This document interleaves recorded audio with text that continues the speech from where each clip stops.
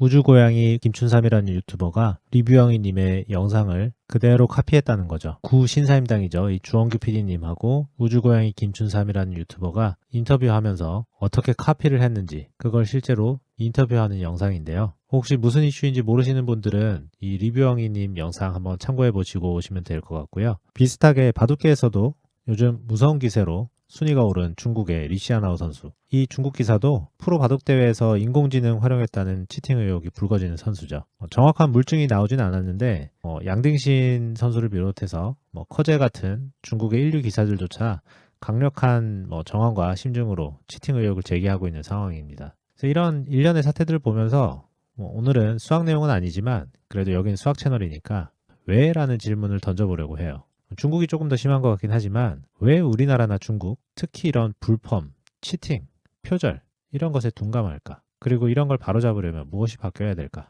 이런 얘기들을 한번 해보려고 해요. 어려서부터 우리 인간은 모방을 통해서 배웁니다. 아이들은 부모를 모방하죠. 모방을 해야 학습을 하고 거기서 창작을 해 나갈 힘을 얻습니다. 근데 우리나라 교육에는 모방하는 게 참 잘 되어 있어요. 근데 그 모방에서 창작으로 가는 과정을 풍부하게 경험하지 못하는 것 같아요. 누군가 문제풀이를 그럴듯하게 해놓으면 그걸 그대로 모방하려고 열심히 노력합니다. 누군가 수채화를 멋있게 그려놓으면 그걸 그대로 모방해서 그려보려고 엄청 노력해요. 그 모방 자체를 폄하하는 건 아니에요. 제가 말씀드리고 싶은 건 그 다음이 없다는 거예요. 벤치마크 하는 것까지는 좋아요. 근데 그 다음에 내가 내 것으로 표현해보고 내 것으로 그려보고 내 것으로 생각해보는 과정을 경험해보게 하지 않아요. 스스로 해보는 훈련이 잘 안 돼 있기 때문에 뭘 하려 그러면 항상 내가 먼저 스스로 고민해보는 게 아니라 남이 어떻게 해놓은 게 있나? 남이 어떻게 해놓은지를 봐야 하는 게 몸에 익어 있는 거예요. 유튜브 하려 그러는데 뭘 해야 될지 모르겠어. 그럼 남들이 해놓은 걸 보는 것부터 시작하는 거예요. 남이 어떻게 해놓은지를 봐야 안심이 되고 남이 어떻게 해놓은지를 봐야 할 수 있을 것 같고 그게 우리나라와 중국의 특징입니다. 어떤 말이나 어떤 행동은 어떤 상황에서 해도 된다.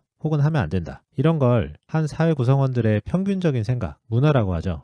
이게 시대에 따라 다르고 국가나 문화권에 따라 다른 것은 누구나 다 알고 있는 사실일 거예요. 근데 이 의미를 가슴으로 한번 느껴보죠. 우리 학생분들은 상상하기 어려울 수도 있으시겠지만 한 3, 40년 전으로 돌아가면 우리 8, 90년대 버스에서 담배 피울 수 있었어요. 지금은 상상이 안 되죠. 제가 어렸을 때 이런 고속버스 좌석에 앉으면 앞에 요 등받이에 개인 재떨이가 붙어 있었어요. 한 20년 전으로 돌아가도 학교에서 별 잘못한 것도 없는데 엎드려 뻗쳐하고 선생님한테 강목으로 줄받다 맞았어요. 잘못하면 딱이 맞는 경우도 있었고 이제는 버스에서 담배 피우면 정신 나간 사람이고 학교에서 줄받다 때리면 큰일 나죠. 작년 11월 뉴스인데 엎드려 뻗쳐 시켜서 아동학대로 신고당한 거예요. 때렸다고 신고된 게 아니고요. 세상이 바뀌었습니다. 이제 웬만한 학교에선 체벌이 없죠. 체벌이 효과가 없다는 건 이제 정설이 되었어요. 체벌은 안 된다 생각하는 선생님이 주변에 덜어 있어도 그게 10명에 두세 명 있으면 별로 눈치 보일 게 없죠. 그런데 체벌은 없어져야 한다고 생각하는 사람들이 오랜 시간에 걸쳐서 한 사람씩 두 사람씩 사람들 생각을 서서히 바꾸는 노력을 한 겁니다. 그 선한 영향력으로 체벌을 하면 안 되겠구나 하고 생각하는 선생님들이 10명에 두세 명이던 걸 10명에 대여섯 명으로 바꾸어 간 거예요. 체벌이 정당하다고 생각했던 선생님들도 이제 슬슬 눈치가 보이기 시작하죠. 예전엔 두세 명 눈치 보이던 게 이제 대여섯 명 눈치가 보이니까 애들을 맘 놓고 패는 게 안 되죠. 눈치가 보이니 체벌은 못하고 평소 하던 걸 못하니까 처음엔 야 시대 좋아졌다. 애들 안 때리고 어떻게 교육이 되나 이런 의문들을 속으로 가지다가 점점 신압으로 체벌이 없는 문화에 적응이 본인도 되는 거죠. 그리고 그렇게 본인은 원래부터 체벌에 반대했던 사람처럼 말과 행동이 바뀌게 됩니다. 그렇게 시대는 계속해서 변하고 문화도 변하고 사람들의 평균적인 생각도 변하는 것 같아요. 사회에서 여기까지는 괜찮다, 이거는 안 괜찮다 이런 그어놓은 경계들이 하루하루 계속 변하죠.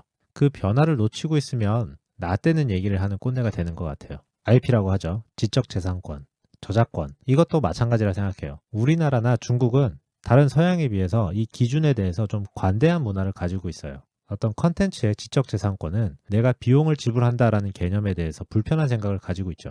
어제만 해도 제 채널에다가 어디 신성한 수학으로 회원까지 모집하면서 장사하면서 돈벌이 하고 있냐 하면서 장문의 악플을 쓰신 분이 있어요. 물론 아주 극소수이긴 합니다만 문화권에 따라서 이 평균적인 생각 자체가 기준이 약간씩 다른 거예요. 뭐는 된다, 뭐는 안 된다 이 선이 약간 다른 겁니다. 근데 이것도 시대에 따라서 조금씩 변하는 것 같아요. 정품 키 없이 실행이 가능한 크랙 같은 파일 실행해서 게임하던 시대 이제 지나갔어요. 소리바다, 토렌트 이런 거 음지에서 다운받아서 보던 시대 지나갔습니다. 영상 컨텐츠 넷플릭스 구독해서 보거나 돈 주고 사서 보죠. 예전에는 용납이 되던 것들이 시간이 흐르면서 용납이 안 되는 사회로 가고 있습니다. 제가 한 2008년에서 한 2012년 정도까지 미국에서 저희 지도 교수님 그래프 이론 조교를 3, 4년 했었는데요. 매년 똑같은 과목 가르치는데 매년 똑같은 문제를 사용하셨어요. 매주 숙제가 나오고 중간고사 문제 있고 기말고사 문제, 매년 똑같은 문제 셋을 그대로 사용하셨어요. 근데 숙제건 시험이건 다 오픈북이었고 시험도 테이크홈이었어요. 집에서 각자 알아서 풀어와서 제출하는 거였죠. 그렇게 수업을 운영해도 우리나라처럼 족보 같은 게 돌질 않아요. 친한 친구 숙제한 걸 카피하지도 않습니다. 이 친구들이 학점에 욕심이 없는 게 아니에요. 다들 학점 잘 받으려고 엄청 노력하는데 치팅은 절대 안 해요. 굉장히 수치스럽고 굉장히 부끄러운 걸로 생각을 하는 거죠. 숙제나 시험 채점을 한 학기 내내 해보면 학생들이 치팅하는지 아닌지 사실 다 파악이 되거든요. 치팅한 것 같은 심증이 가는 케이스가 있으면 진짜로 다 티가 나요.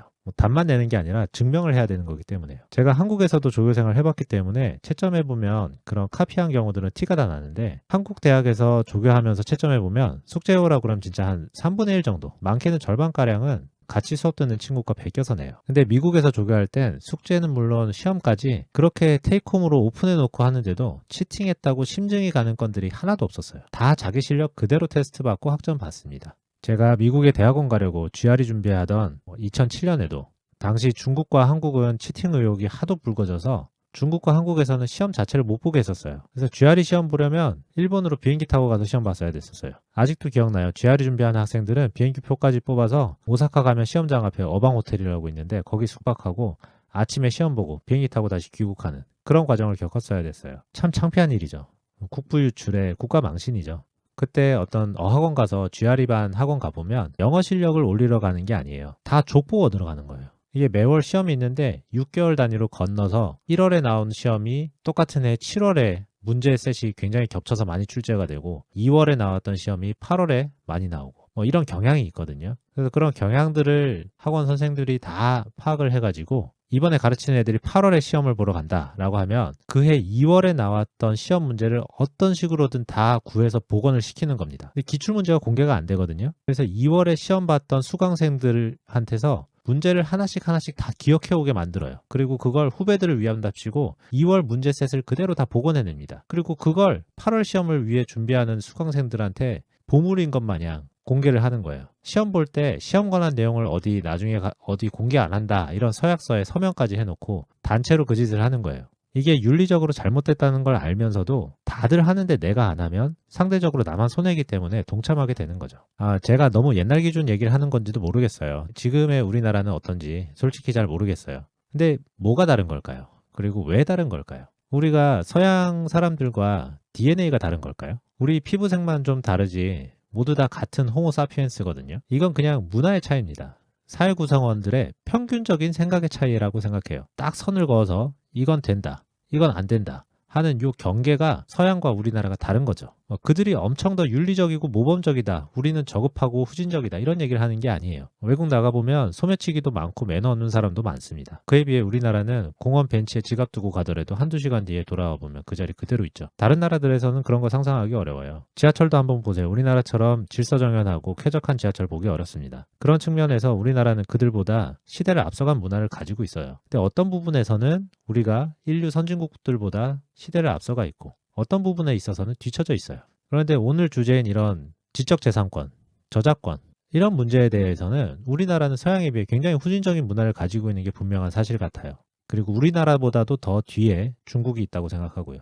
왜 그럴까요? 왜 우리는 그런 문화를 가지고 있을까요? 제가 제 소개 영상에서 말씀드린 적도 한번 있는데 우리나라 학생들은 대학원 와서 공부와 연구의 차이를 모르는 문제와도 연관이 있다고 생각해요. 어려서부터 우리 인간은 모방을 통해서 배웁니다. 아이들은 부모를 모방하죠. 모방을 해야 학습을 하고 거기서 창작을 해 나갈 힘을 얻습니다. 근데 우리나라 교육에는 모방하는 게 참 잘 되어 있어요. 근데 그 모방에서 창작으로 가는 과정을 풍부하게 경험하지 못하는 것 같아요. 누군가 문제풀이를 그럴듯하게 해놓으면 그걸 그대로 모방하려고 열심히 노력합니다. 누군가 수채화를 멋있게 그려놓으면 그걸 그대로 모방해서 그려보려고 엄청 노력해요. 그 모방 자체를 폄하하는 건 아니에요. 제가 말씀드리고 싶은 건 그 다음이 없다는 거예요. 벤치마크 하는 것까지는 좋아요. 근데 그 다음에 내가 내 것으로 표현해보고 내 것으로 그려보고 내 것으로 생각해보는 과정을 경험해보게 하지 않아요. 스스로 해보는 훈련이 잘 안 돼 있기 때문에 뭘 하려 그러면 항상 내가 먼저 스스로 고민해보는 게 아니라 남이 어떻게 해놓은 게 있나? 남이 어떻게 해놓은지를 봐야 하는 게 몸에 익어 있는 거예요. 유튜브 하려 그러는데 뭘 해야 될지 모르겠어. 그럼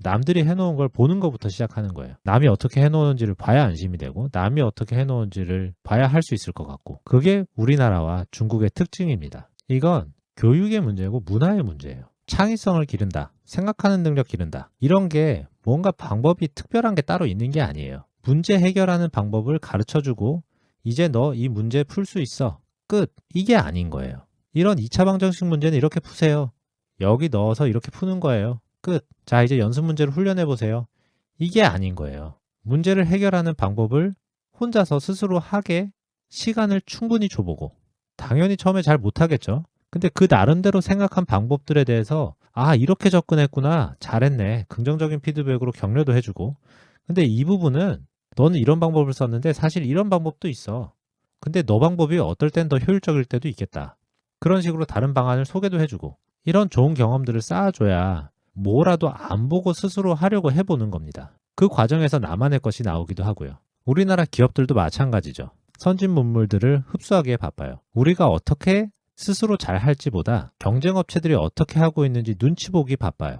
업계 표준에서 별로 안 벗어나려고 엄청 노력하죠. 모난돌이 되기 싫은 거죠. 우리 소프트웨어 이런 거 수입해서 쓰고 있는데 라이센스 비용 주기 아까우니까 국산으로 비슷한 기능 가진 거 만들어봐, 이런 게 비일비재합니다. 내 거 만들 생각을 안 해요. 남의 거 베낄 생각 먼저 하는 거예요. 그런데 앞으로 미래에도 계속 그렇지는 않을 수 있어요. 저나 여러분이나 체벌을 없애기 위해서 노력했던 수많은 선생님들의 노력으로 학교에서 체벌이 금세 사라졌듯이, 이런 게 잘못되었다, 어떻게 해야겠다, 이런 생각이 사회 전반에 펼쳐지는 속도가 빨라지면 그 빨라지는 속도만큼 우리나라는 그만큼 더 빠르게 이 후진 문화를 선진적으로 바꿔나갈 수 있다고 생각합니다. 결국 필요한 건 우리 한 사람 한 사람의 생각 변화예요. 문화라는 게 다른 게 아니고 그 집단을 구성하고 있는 사람들의 평균적인 생각인 거예요. 뭐는 된다, 뭐는 안 된다, 이 경계를 명확하게 스스로 그어보고 우리 아이들에게 그리고 주변 사람들에게 그 기준을 전파해 나가는 거죠.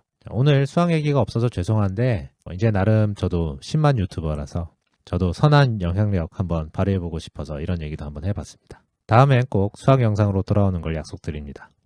감사합니다.